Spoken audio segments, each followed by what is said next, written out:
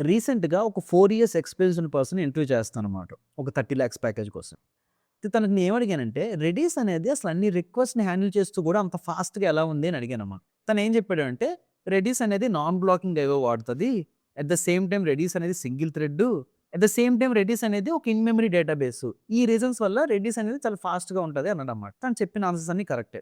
నేను question flip చేసి ఏం అడిగానంటే, నీకు స్ప్రింగ్ బూట్ కూడా ఐడియా ఉందా అంటే, ఆ స్ప్రింగ్ బూట్ మీద వర్క్ చేశాను అన్నాడు. అయితే స్ప్రింగ్ బూట్‌ని యూజ్ చేసి రెడీస్ లాంటి క్యాష్‌ని మనం తయారు చేయొచ్చని అడిగానన్నమాట. అప్పుడు తను ఆ క్వెషన్‌కి ఆన్సర్ చేయడానికి కొంచెం ఫ్లిప్ అయ్యాడన్నమాట. ఎందుకంటే జనరల్‌గా మనం ఒక ఫ్రేమ్‌వర్క్ గురించి ఆన్సర్ చేయమంటే ఈజీగానే చేసేస్తాం. కాకపోతే మల్టిపుల్ ఫ్రేమ్‌వర్క్స్ ఇచ్చి కంపేర్ చేసి ఆన్సర్ చేయమంటే కొంచెం స్ట్రగుల్ అవుతాం అన్నమాట. యాక్చువల్‌గా అయితే మనం స్ప్రింగ్ బూట్‌ని యూజ్ చేసి రెడీస్ లాంటి పెర్ఫార్మన్స్ అచీవ్ చేయలేమన్నమాట. దానికి మల్టిపుల్ రీజన్స్ ఉన్నాయి. ఫస్ట్ రీజన్ ఏంటి అంటే స్ప్రింగ్ బూట్ అనేది బ్లాకింగ్ ఏవో వాడుతది. బ్లాకింగ్ ఏవో అంటే ఏంటంటే ఇప్పుడు నీకు చాలా నెట్వర్క్ రిక్వెస్ట్ వచ్చాయనుకో స్ప్రింగ్ బూట్‌లో ఉన్న చాలా థ్రెడ్స్ ఆ నెట్వర్క్ రిక్వెస్ట్ దగ్గరే బ్లాక్ అయిపోతాయన్నమాట. సెకండ్ రీజన్ ఏంటి అంటే స్ప్రింగ్ బూట్ అనేది సింగిల్ థ్రెడ్ కాకుండా మల్టిపుల్ థ్రెడ్స్ వాడతది. మల్టిపుల్ థ్రెడ్స్ వల్ల ప్రాబ్లమ్ ఏంటి? జనరల్‌గా పెద్ద పెద్ద పనులున్నాయనుకో మల్టిపుల్ థ్రెడ్స్ వాడడం అనేది బెనిఫిట్టే. మన వెబ్ అప్లికేషన్స్‌లో మనం చాలా సార్లు వాడుతూ ఉంటాం. కాపోతే రెడీస్‌లో చాలా చిన్న చిన్న పనులుంటాయన్నమాట. మెమరీలో డేటా పెట్టడం, మెమరీ నుంచి డేటా తీయడం. ఇలాంటి చిన్న చిన్న పనులకి మనం మల్టిపుల్ థ్రెడ్స్ వాడితే చాలా సీపీయూ సైకిల్స్ అనేవి ఈ థ్రెడ్ కంటెక్స్ట్ స్విచింగ్ అనే కాన్సెప్ట్‌లో లూజ్ అయిపోతాం అన్నమాట.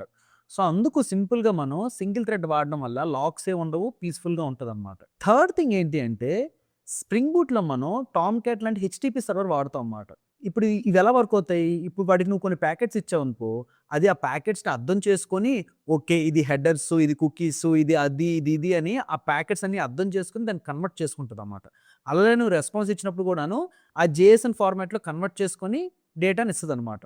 కానీ రెడిస్‌లోని అంత పెద్ద కమాండ్స్ లేవన్నమాట. రెడిస్‌లో చాలా చిన్న చిన్నవి ఏంటి సెట్‌కి, గెట్‌కి ఇలాంటి చిన్న చిన్నవే. దీనికి కుకీస్ గాని, హెడర్స్ గాని ఇవన్నీ అవసరం లేదన్నమాట.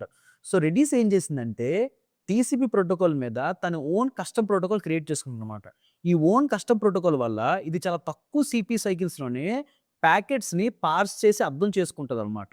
ఈ 3 రీజన్స్ కాకుండా ఇంకో 2 రీజన్స్ ఉన్నాయన్నమాట. ఆ 2 రీజన్స్ ఏంటో తెలుసుకోవాలనుకుంటే నా యూట్యూబ్ వీడియోలో ఒకసారి చెక్ చేయి.